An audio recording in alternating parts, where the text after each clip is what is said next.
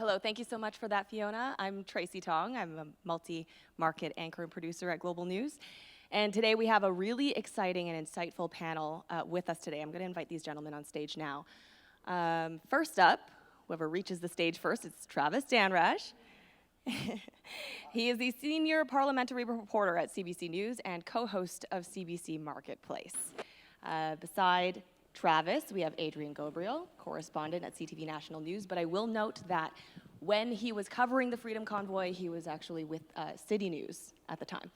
And next to Adrian, we have Graham Richardson, chief news anchor at CTV News Ottawa. They probably didn't need introductions because you see them all on screen. It's a big title, Graham. Oh, yeah. I'm big time, just ask me. I did have to look at the cheat sheet for the titles because they're all my friends, but it's hard to remember the titles. So thank you, everyone, for joining us for this very important discussion. It's very early. Well done. It is for a Saturday, isn't it? Yeah. Yeah, it's already 10, though. I guess so. Doesn't feel like it. Well, as you all know, this was one of the biggest stories of the year, right? It got, I think it's fair to say, it got way bigger, lasted way longer than a lot of us would have ever guessed when it started. It was one that was deeply rooted in pent-up frustration, misdirected anger over pandemic-related vaccine mandates and other restrictions, and it just wouldn't go away. It obviously resulted in thousands converging at Parliament Hill and parking there, clogging up downtown streets. The impact and the fallout has been immense.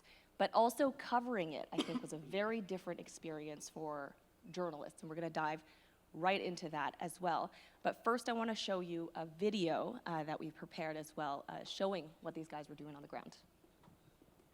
So yesterday, the chair of the Police Services Board, Diane Dean, said the province and the federal government had woken up to Ottawa's crisis.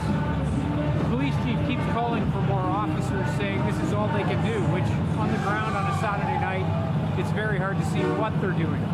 Justin Trudeau says Ottawa hasn't done enough to stop all of this. So while everybody's pointing the fingers at the official level, the people just keep coming, and the party keeps going on.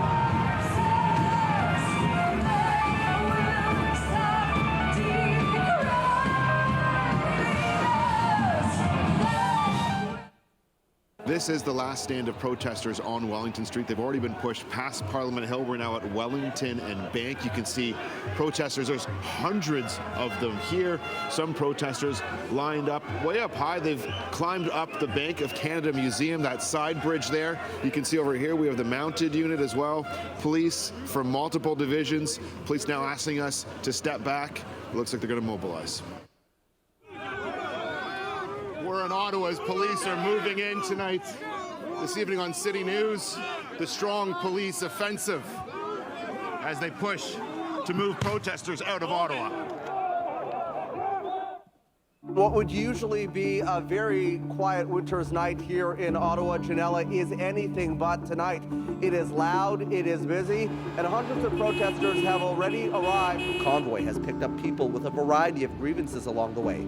As for concerns about security, the protesters we talked to say that's media and government hype. We're all doing this peacefully. We all had to sign a contract and a code of conduct. Just take a look around. We are in front of the Parliament buildings right now, and there are already hundreds of protesters. Mike, tell me a little bit. We're live on CBC News Network right now. Tell me why you wanted to be here, why you wanted your voice heard. I want to be here and have my voice heard. Not just my voice, everybody's voice to be able to be heard. Clearly people are very passionate about this. The big question right now is how long they're all going to stay.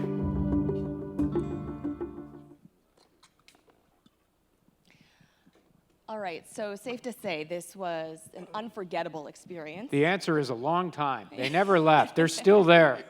In his mind. Yeah, it did feel like that, didn't it? Your experiences, I'm sure, were very similar, but also very different. So we're going to start off by talking a little bit about what you experienced on the ground there in the middle of all of this. Graham, let's start with you.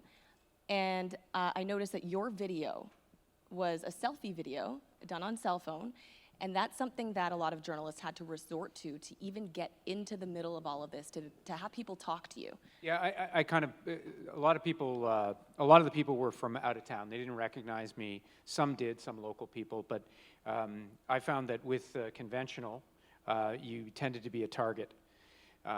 And that's just a fact. As soon as the light goes on and the camera goes on, some of you might have seen the crowd that Evan Solomon drew on Clear Out Day and the days before. It was beyond hostile, something like I've never experienced before. So for your newsrooms and for your people, these kinds of circumstances, I made the decision individually to go straight to social because it allowed me to talk to them. It allowed me to blend in.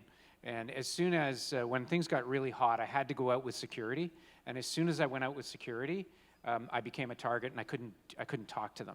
So a couple of times I felt a little unsafe and I pulled myself out. They were yelling at me and stuff like that.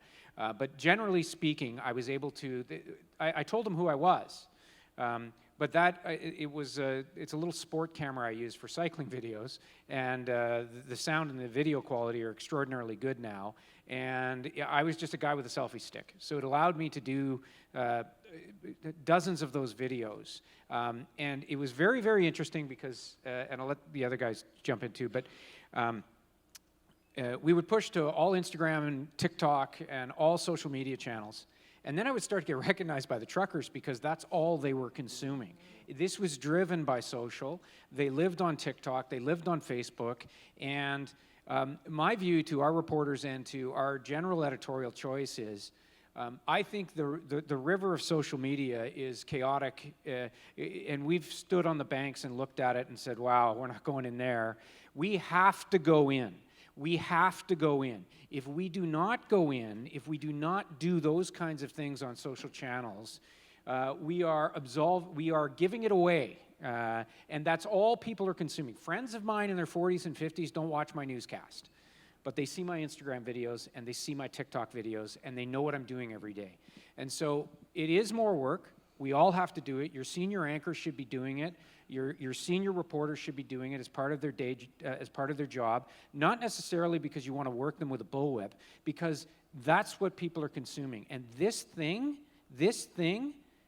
was the biggest story in the world before Ukraine. And if we were to just say we're only going to do 6 o'clock news and we're only going to do radio, we would not be telling their story. They would not talk to us, and we would not be able to push our content where we pushed it. So it's just, it was a bit, like I was doing this before Truckers. Truckers was a eureka moment for me because I realized the constant feedback that they're on, what that creates. And if we are out, you're going to have more gatherings like this where truth is flexible, where eyes on, independent eyes on what's happening is malleable and debatable. So that's my little sermon to start it off. But that's part of it. I did that for access and to tell the story, and thirdly on safety issues, because if I'm conventional, I'm a target. And we are going to dive into all of those subtopics in just a little bit. The role of social media, what sources people trust now, and we're going to get to the other guys in just a little bit too. But Graham, while you have the floor, just take us through the timeline of your experience when you were assigned, got out there, because you live in Ottawa. Well, our studio is 500 meters from it. So as soon as this was, I happened to be on the front end of it. I was a day late. I was coming back from a ski trip, and I'm driving in, and it's just like they're not leaving. And so I was out there every day, and it was clear, and I'll share this with you, senior police officers. I was speaking to them, and I was holding the phone like this. They were overwhelmed. They let them park, and they had no plan. And the simple question, this is not complicated. They thought it was a standard protest where they were going to negotiate their way in. Okay, you have your protest, and then you negotiate your way out. And they lied to them. And then the police were overwhelmed. And I know that slowly the former police chief was somewhat scorched by the G20 and the kettling, and he wasn't going to get caught in that again. And this is the other side of that. Okay, so if you're not going to be a cop, if you're not going to go in there and remove them, or if you're going to do the negotiation thing with a crowd like this, this is what you get. I'll put it to you this way as well, and I talk too much, I know, but the Rideau Center shut down for 2.5 weeks, $20 million a week. And we're the little brother to Toronto, right? Like, we've got that small town chip. And the strong belief in Ottawa amongst a lot of people is that if that was Yorkdale and it was shut down for 5 days, that just would not be allowed to happen. We very much felt abandoned by police, by authorities, by governments of all stripes, and it will take a long time for the mild-mannered cross-country skiers in the glebe to forget this. They blocked cars in their cross-country ski gear because the cops wouldn't do it. Like, Ottawa doesn't do that. So this is a fundamental shake to my city's belief in fundamental safety. A lot of assumptions were broken during this. Very, very serious, not over yet, and it still reverberates. Okay, thank you, Graham. Adrian, what was it like for you? You're from Toronto, and you live and work here, but you were asked to go over there, but you also followed the convoy throughout different cities. Yeah, definitely. My experience was a little bit different, as you hear from my colleagues on my left and right who are embedded in Ottawa, who live in Ottawa, who have condos, in the red zone. I witnessed the progression of this convoy as it arrived in Ontario. In Vaughan was the first day, and standing there and witnessing, for the first time, the anger, the seething anger that otherwise probably reasonable people were feeling towards myself as a journalist, a woman, likely, a housewife from Woodbridge with her kids, holding her cup of Tim Hortons, seething mad, screaming, liar, liar, liar. And that was my introduction. And then that night, we're live on one of the overpasses in the east end of the GTA with upside-down Canadian flags and the rest of it. And then I was able to watch it materialize into what took place in Windsor. And I was sent to Windsor when they blocked the Ambassador Bridge. And I was in that community for several days. And I can get into the experiences in a moment. And then, following, again, different to my colleagues, I was sent in at the 11th hour into Ottawa when the push on Wellington Street had begun.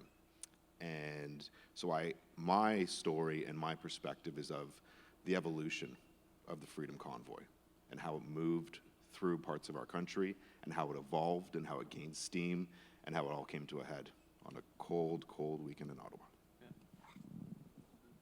And how were you feeling when you were watching it grow and continue?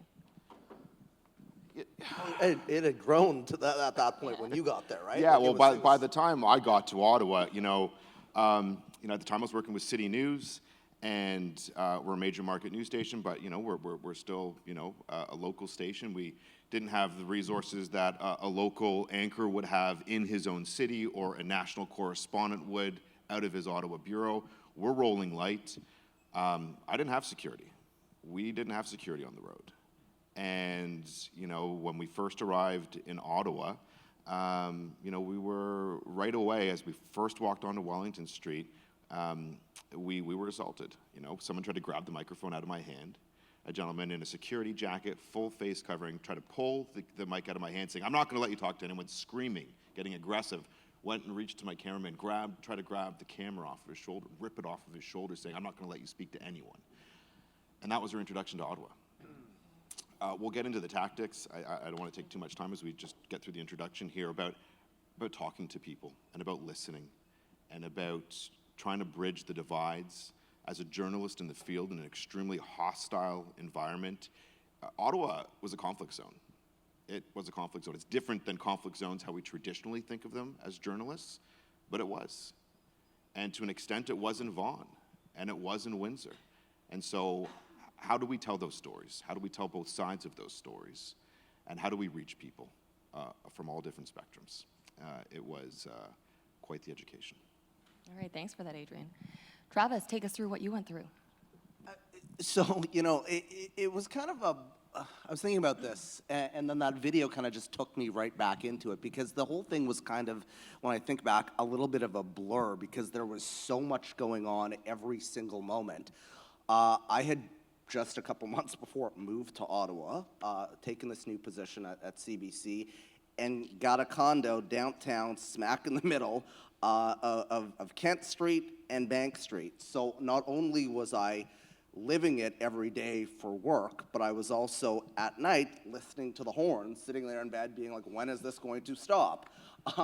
So it was a really intense experience, and I think, you know, as journalists, sometimes we compartmentalize things. And so I was just kind of like, until I saw that video, I was like, well, what was it like? I put that over here.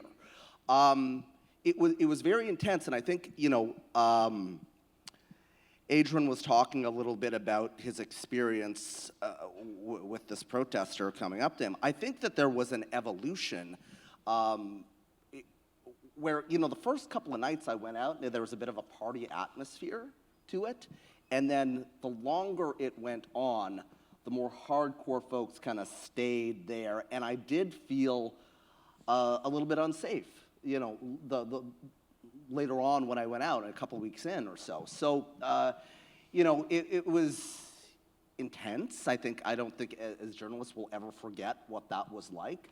But it kind of did remind me of when I was at CTV years ago, and I was at the Republican National Convention in Cleveland, and there were riots going on and stuff like that, and disdain for the mainstream media. There was a lot of that happened. But as Graham was saying, I think defenses automatically go up with certain folks when they see a big camera, when they see, security. And when you have that level of intimacy, when you're able to just chat with somebody with an iPhone, or even not have the iPhone up, just have a conversation with them, I think the defenses went down and you actually were able to connect as people. And as we'll talk about, I know, Tracy, you want to get to this, but some of these folks legitimately had a gripe with the government. They were not there for the racism. They were not there for the hate. They were not there for any of that. They had legitimate concerns, and those kind of got drowned out. So I think, there is nuance to this, and I think that sometimes this whole thing got painted with one brush.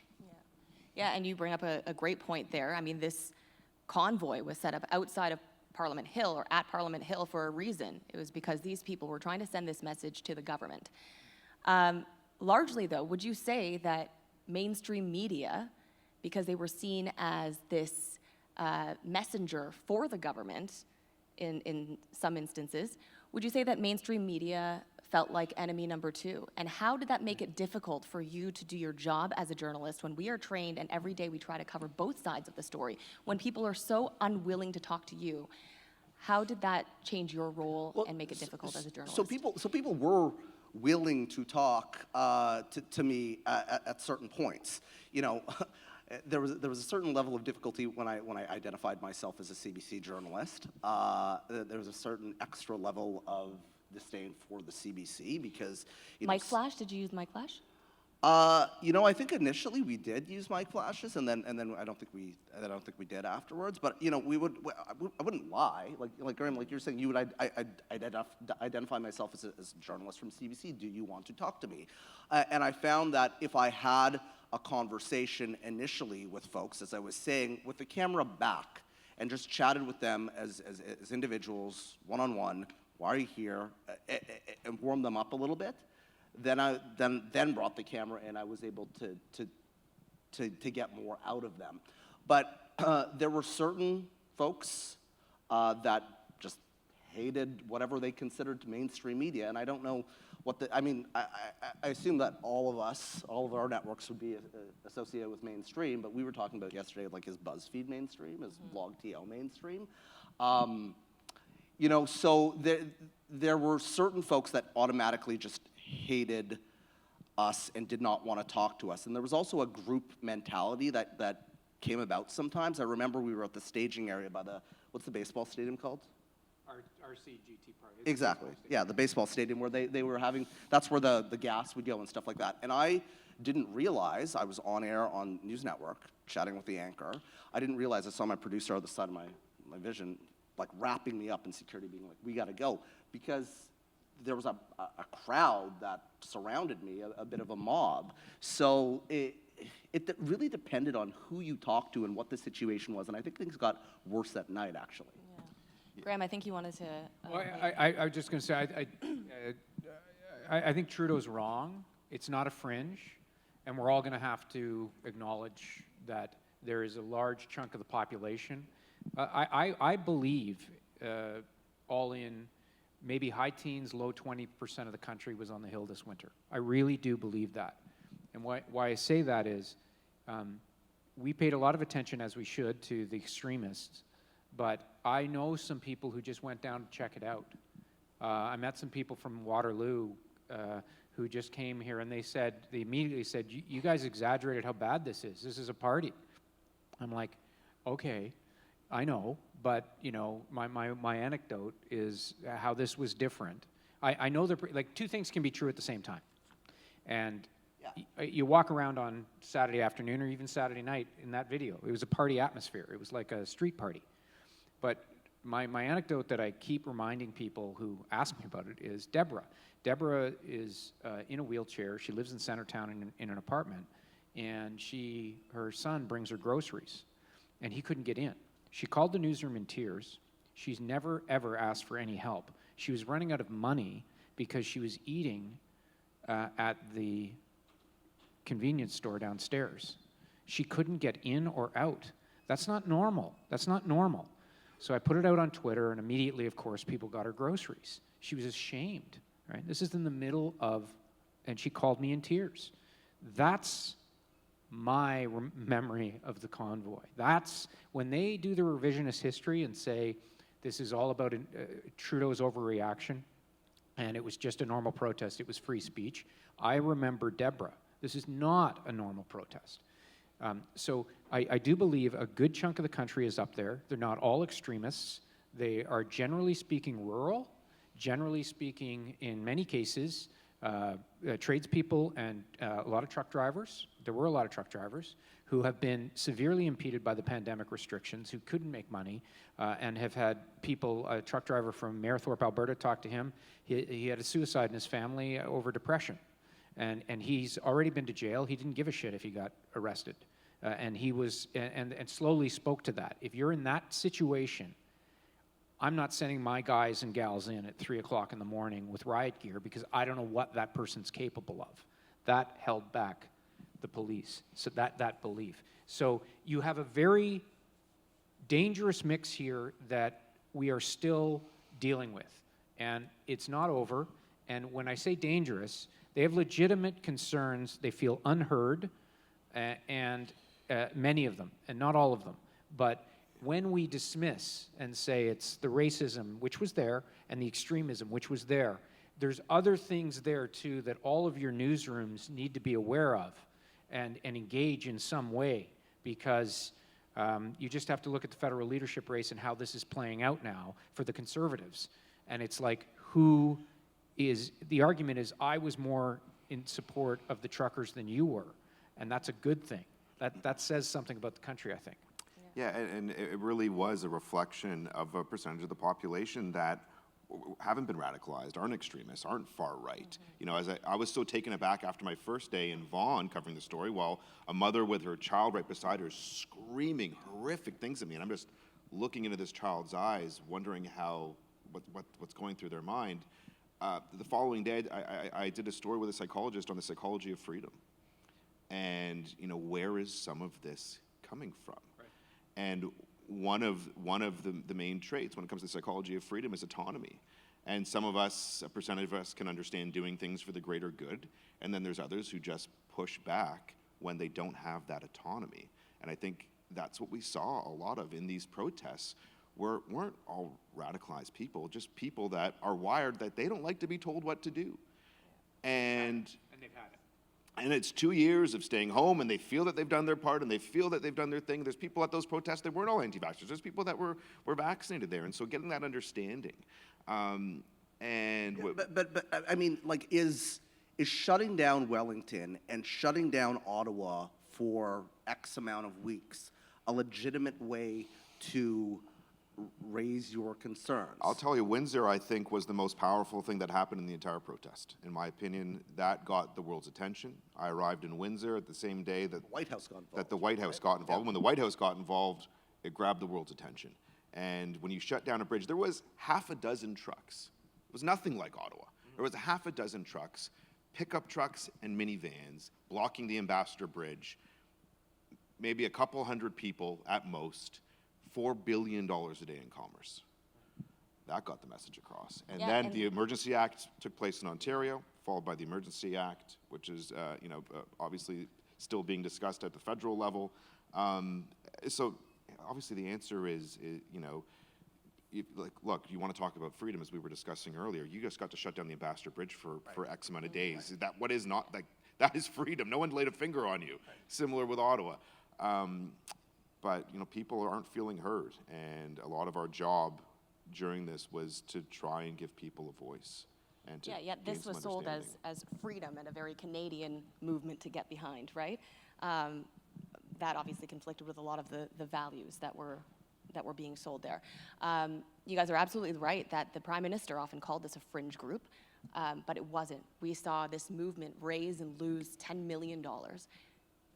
Countless people in support of this. And I'm just going to pull a stat here from an Ipsos poll that Joanne kindly gave to me. 46% of those surveyed said that they may not agree with the tactics of the truckers, but they did understand the frustration, and it was particularly young people.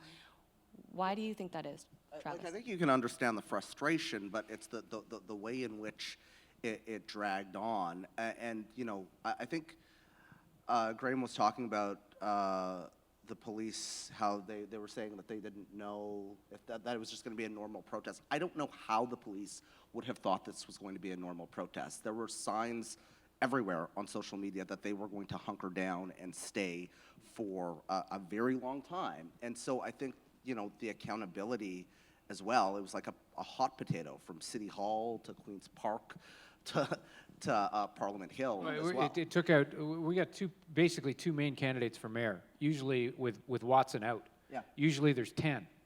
Why do you think that is?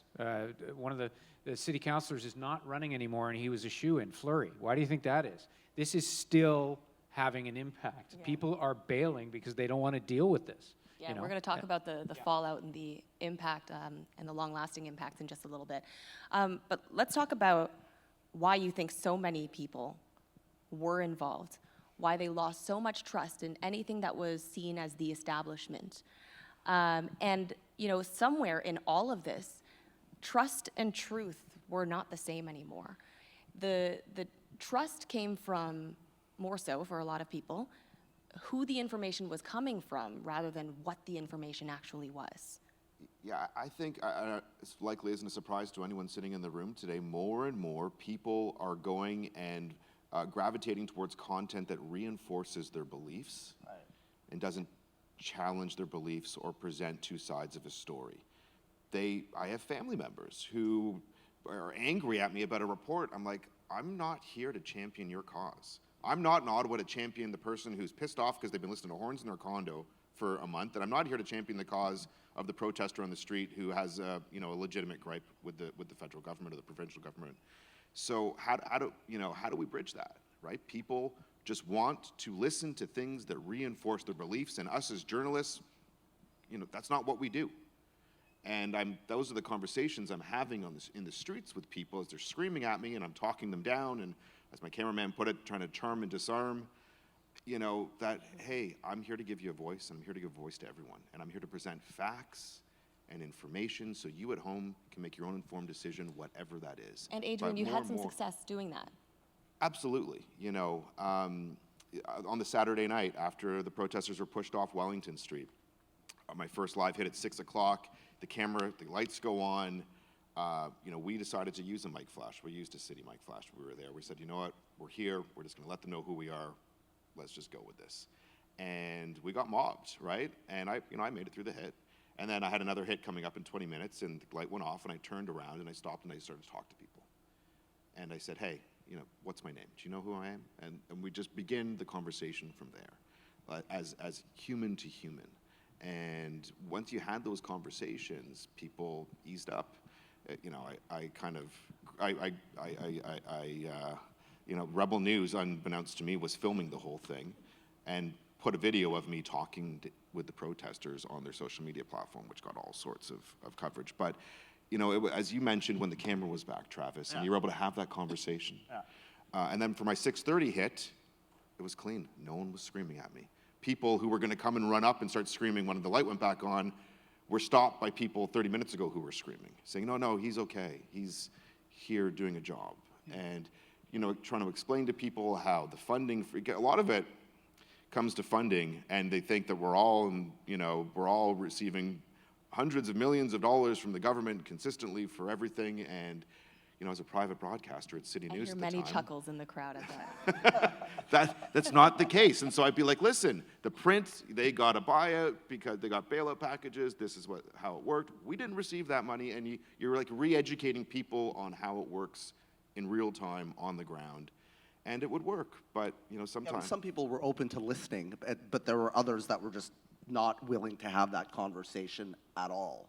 You were just evil if you were mainstream media. And we'd all hear, well, you're going to do this interview, and then when your producer Exactly. gets it, they're not going to run it. I'm like, really, all my producers do when they're looking at my script is checking for grammar and time and like there's no government overbody saying, Adrian, my former senior manager here and But they believe that. Yeah, they believe do. that, They and do. they don't believe us. They don't believe us. We're number 2, right?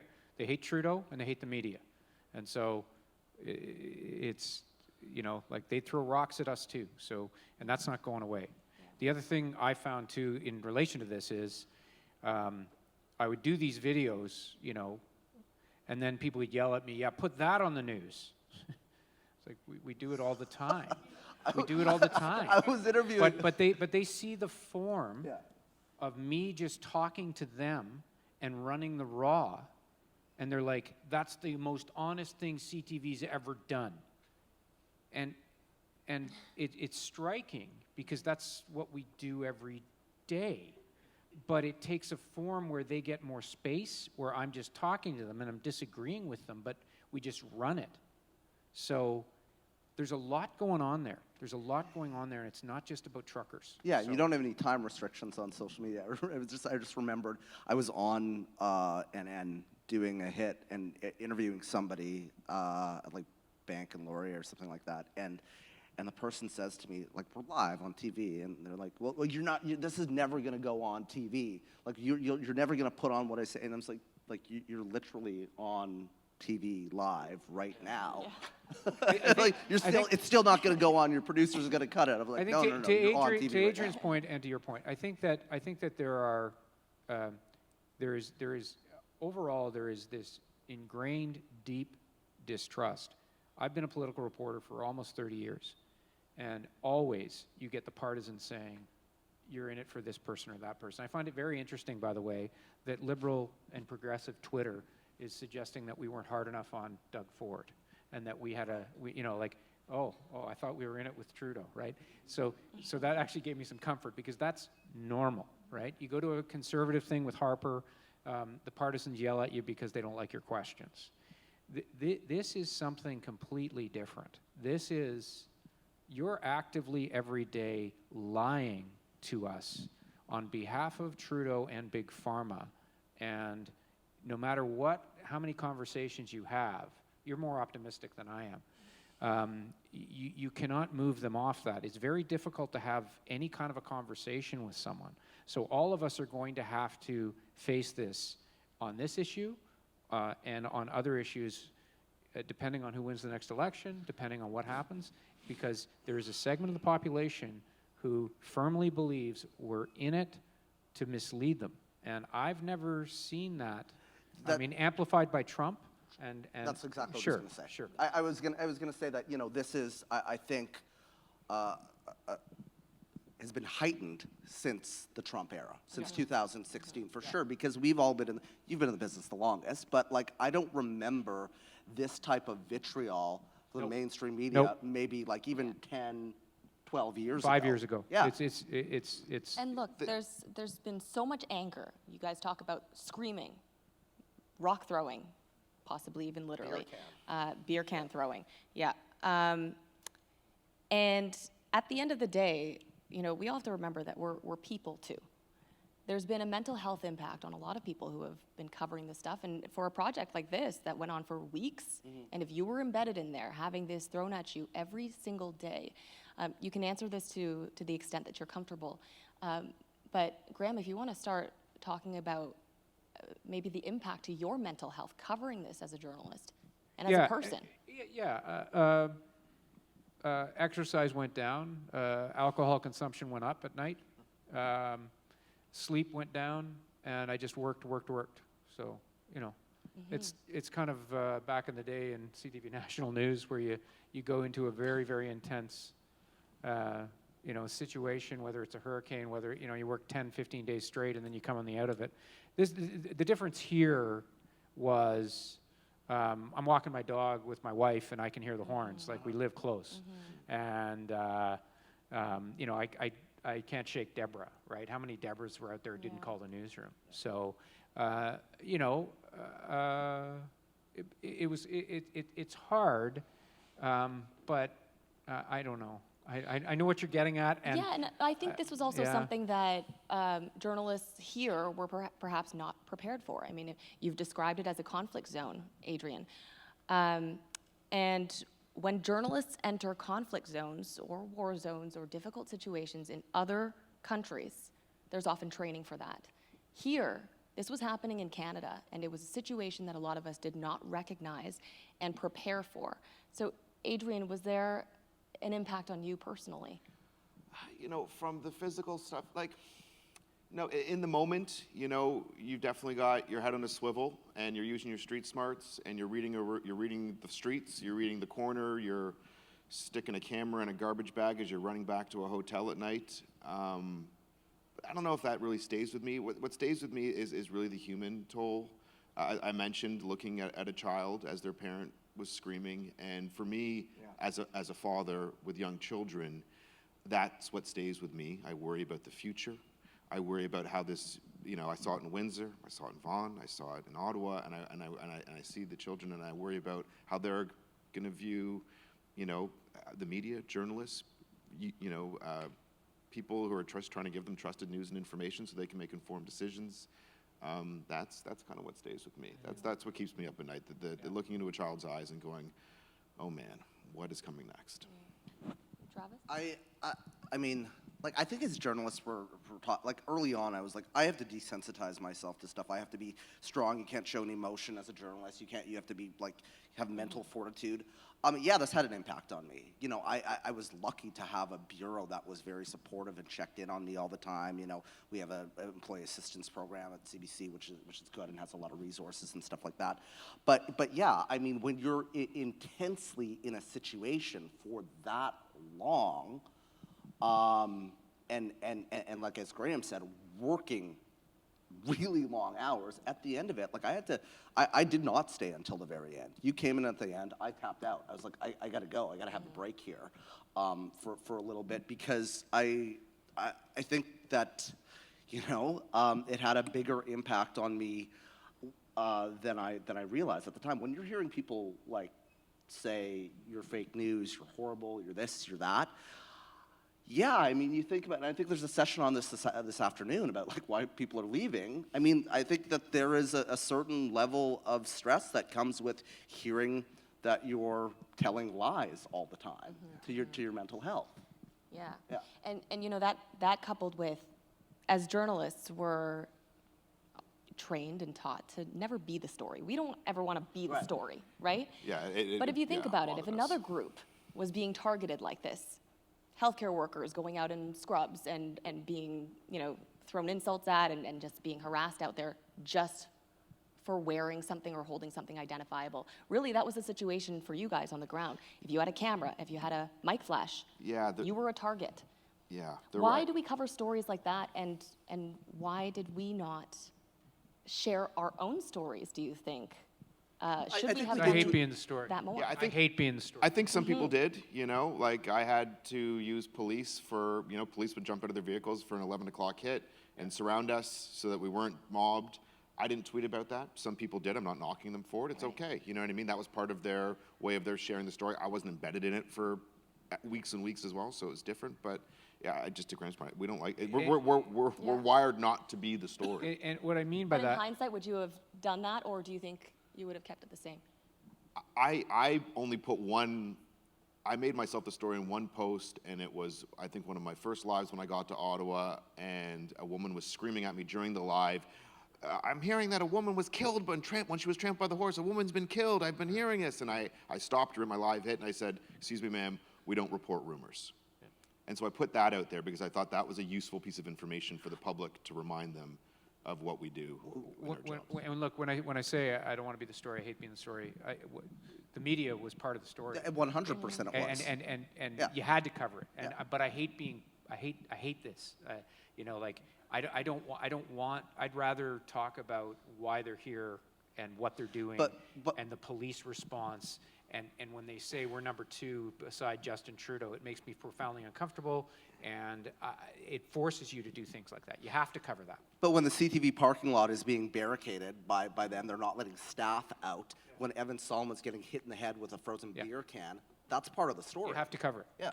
Yeah, and I'm not criticizing any because if you didn't cover it, you have to cover it. Well, a lot of the times, if they weren't screaming at police, the sound bites of the people screaming, they're screaming at us. Yeah. So.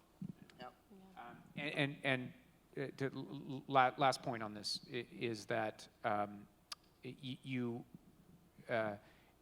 when you get in the way of what's happening, it clutters everything. So I have Joanne McDonald in my head from National News Days. You know, like, we're not the story. You know, don't like, if people want to debate our role, let them do that on elsewhere, not because it's not as important as the fact that they're shutting things down, and you know. But this one we had to. It was so obvious. Yeah. I just want to get to one final thought here before we open it up to the floor for questions. I'm sure there will be some really great ones from the audience here. But let's just talk about the lasting impact. And you know, this was something that is now estimated to cost the city of Ottawa $37 million, but the cost is way beyond monetary. We have seen a police chief lose his job. We've seen, you know, a complete overhaul of the police services board there. You talk about the fallout in terms of trusting security in the city and across the country. Graham, if you want to start with that. Just quickly, I think psychologically, I think the biggest impact is the shaken trust in the assumptions we make about our ability of our police to keep us safe. This was a demonstration that they can be easily overwhelmed, outwitted, and outfunded, and people like Deborah are left to fend for themselves. And we make these assumptions that we'll be all right. It doesn't happen here. That's bullshit. And it is a wake-up moment for how fragile society is when a large section or a significant section of the public has had it, and they will take it out on the leaders and catch everybody up. And my city has not recovered, and it will take a long time for Ottawa to recover from this. Because we're a city of rule followers and rule makers, and this was something like we've never seen. Yeah. Adrian, what do you think the lasting impact is for you as a journalist and for Canadians? Maybe I'd focus more on the journalism side of things and from our industry side of things. You know, we were under siege before all of this because people simply aren't watching news and information the way they were. We all know the layoffs. We all know what's happening. We're now under siege in a new way. People don't trust us. They've been beat over the head, starting with Trump, and perhaps earlier than that, fake news, fake news, fake news. They hear it, they hear it, they hear it, and they begin to believe it. The people screaming, liar, liar, liar, they're not even watching the news. The truth is, every single person that was out in the protests was like this. This is where they're getting their news, and they're not going to CBC's website or CTVs or City Newses or Global. They're going to some fringe websites, and that's where they're gathering their information. And so how do we combat that? How do we let good, how does trusted, fact-based, unbiased news and information prevail in a time of misinformation and people wanting to just be, have their beliefs reinforced? I don't have an answer for that, but I think that's our biggest challenge coming out of this. Travis might have an answer for that. I don't have an answer. How do we regain this trust? And what's the lasting impact? Yeah, I think it's a big question that, like, not only as journalists in Canada that we're dealing with, but journalists around the world are really dealing with. Like, how do we regain this trust? I think it's by doing what we do. Like, I mean, we were talking about kind of the fog of everything that was happening, and it became that much more important to double source information, to make sure we were doing the basics of journalism, to ensure that what we were putting out was factual, because everything is under even more of a microscope now. I think, the lasting impact, as Graham was talking about, I think, the trust in, certain establishments, like the police, for example, that was really shaken in City Hall. And I think that is going to take a really long time to regain that trust, people of Ottawa specifically, right? Across the country. So, guys, thank you so much for sharing your personal experiences and digging deep and being personal and fun. honest about it all. It was actually It was fun. a lot of fun. It's not over yet. Therapeutic, maybe. Do we have any questions? Okay. I think someone's going to come around with a microphone. It's great being in a room full of broadcasters and journalists because they ask questions. Microphones? Oh, those are fun. Who goes first? Okay, so let's start here. Okay. Hi, everybody. I'm Sarah Plowman with CTV in Halifax. First, kudos to you guys and your coverage. It was great. Well, a lot of the people who you dealt with were very critical of the media, and some of that criticism was based on false assumptions. I want to ask you if you think any of the criticism was warranted. If so, what? And what would you do differently? Any volunteers to take this one?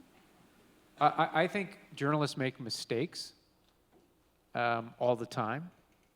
Where I draw the line is I don't have a horse in the race. That's just incorrect, right? So all of that criticism that we've got an agenda to do something to help Trudeau, that's just not true. Ask Stéphane Dion about that. How do you square the circle of SNC-Lavalin being broken by mainstream media, Jody Wilson-Raybould? So when you criticize us and call us partisan, I will fight to the death against that because it's not true. I think that valid criticism of journalists is when we make mistakes, and we do. And when we don't correct them, or we hold fast to a bad story or a story that's got a flaw. And I think we're getting better at fixing that. The other thing I do want to point out in answer to this question, a lot of my neighbors and people who know me and people who know my work during this period went out of their way to thank us for our coverage. So I don't want to leave the impression here that this is a massive turn away from conventional. I think it's a significant turn away from conventional. A significant portion of the public doesn't believe us anymore, higher than it has been. But I think the larger majority still turn to us. That's my view anyway. I think if anything, there was a lot of coverage, as there should be. When you see hate, when you see racism on the streets, it needs to be called out for what it is. But there was definitely animosity on the streets, no matter where I was covering the protests. That's what our focus was. Right away, everyone. I'm not a Nazi. I'm not a racist. And we were discussing earlier before we began talking about trying to give the voice to those who were just your everyday person who felt compelled to go to this protest because they had real gripes, and just because maybe I'm vaccinated and they're not doesn't mean that they don't have something significant to give to the conversation, right? And to give to our coverage. And so I think it's trying to find that voice within our coverage, so it doesn't look like we're just all covering the big spectacle of the protest. Yeah, for sure. Great answers there. I do want to make sure that we get through as many questions as we can, because I did see quite a few hands up, so let's get to the next one. Liz. Liz Travers. So you alluded to the effect of, or wondering what's going to happen with the next next federal election. And do you see that there's sort of this, as we've seen in the States, this partisan news fueled by Fox, and it's gotten out of hand. Do you see something like that coming here? I mean, Sun TV failed. Will there be a Fox News Canada or something like that? Well, Fox, but that partisan, I mean, Sun TV tried it, failed, but I wonder sometimes if there's much more of an audience for that now, sadly. I think there is. I was thinking back to the federal election, and I was assigned election night to Maxime Bernier's campaign in Saskatoon, and a lot of those people were some of the same people that were on Parliament Hill, right? So I think to Graham's initial point, right out of the gate, we can't ignore this percentage of the population, because it's when Maxime Bernier gets 10% of the vote, that's a lot of people, right? And so I think that we could see something like that. I mean, we do have Rebel News. We have there's one out west. I forget what it's called. No, it's actually on broadcast. I saw it when I was out in Calgary. But I think that there could be another Sun News or something like that does pop up that appeals to that niche, perhaps. I think it's manifesting itself in the echo chamber of chat rooms that people have themselves. Like, they're not even really going to these sites. Like, these sites definitely, maybe a big win of the protest was something like Rebel News, but there's these chat rooms and these sites where people are sharing their videos and having these conversations, and they're just staying in this echo chamber. Yeah. So I think the CNN Fox sort of dichotomy, I just don't think the profit's there here. I just don't think there are enough people, but maybe I'm wrong. I don't think so, Liz, but I might be wrong. I don't know. I don't know if there's a business model. You would probably know that more than me. Yeah. All right, we have the next question from this side of the room. Yeah. Just a quick comment on that. I've been following Jamie Salé and Pelche, just to see what she's doing, because she's left her husband and children because they got vaccinated, and when she posts, what she posts is she posts from Brighthaupt, and she posts from places I've never even heard of, and then to make her point about Canada. So she says, you see, and then she'll take a study or a comment or something like that from the States, from right-wing media in the States, and apply it to Canada. And she's got quite a few followers. My question was about balance, and how do you balance reporting when some of it is just crazy shit? It's right there. The Charter and Rights and Freedoms. It's right there in your passport. I went, no, it's not. What? Just these crazy things that are said that are completely not factual. But when you're out in the street, you're hearing this all the time, and it's become a reality in a percentage of the people who we're covering. Just get rid of Trudeau and we'll leave. Well, it's a democracy. It doesn't quite work that way.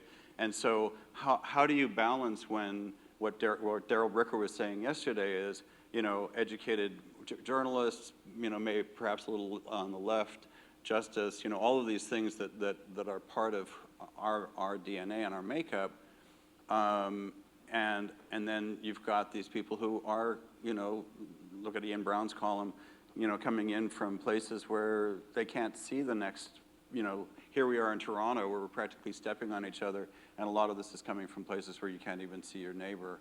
And so my question is, how do you balance this if some of their reality is not truth?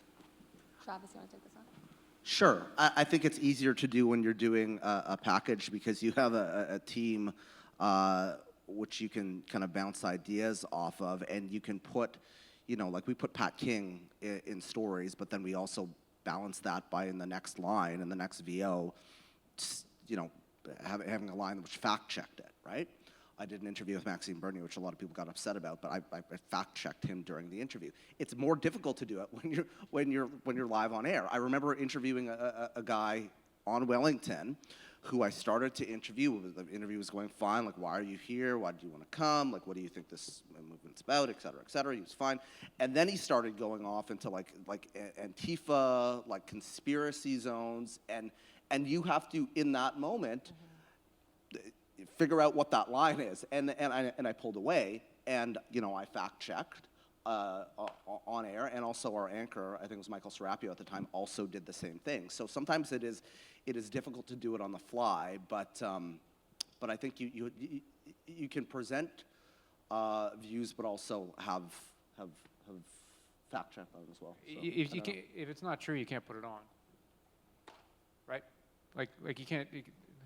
But I think the question is if you're live and it's someone very is difficult viewing when this. you're live. But I mean, they were I was at the arrests, and they were ranting about the Charters of Rights and Freedoms to the cops, and it was all wrong. It was all wrong. It was all fed by Pat King. And so, you know, if you have the physical ability to not put that on the air, because then it fuels other things, you know. But I think it fits into with everything that, you know, like you've got to exclude anything that's crap, that's not true, as best you can. And it's more of a challenge. Except that it's their reality. It's their reality, yes. And so you do a story. If you're doing we're in a different zone. If you're doing a story on things that are not true, that is fueling this, and you know it's a bit of a challenge. I think we have time for one more question. Yeah, over here. Hi, Natasha Lipney from CBC Saskatchewan. Thanks so much for the panel.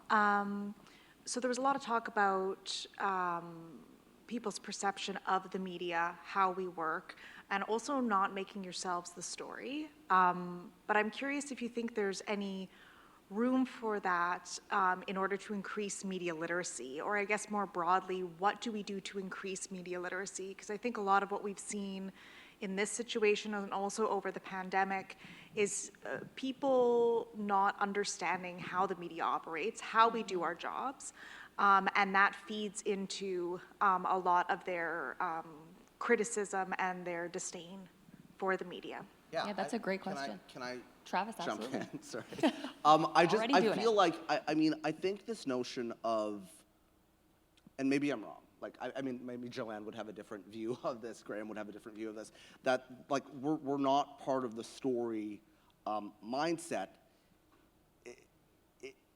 We're not there anymore. We are part of the story, 100%. And I think we have a duty to pull back the curtain and show folks how things work, how the mechanics of journalism work.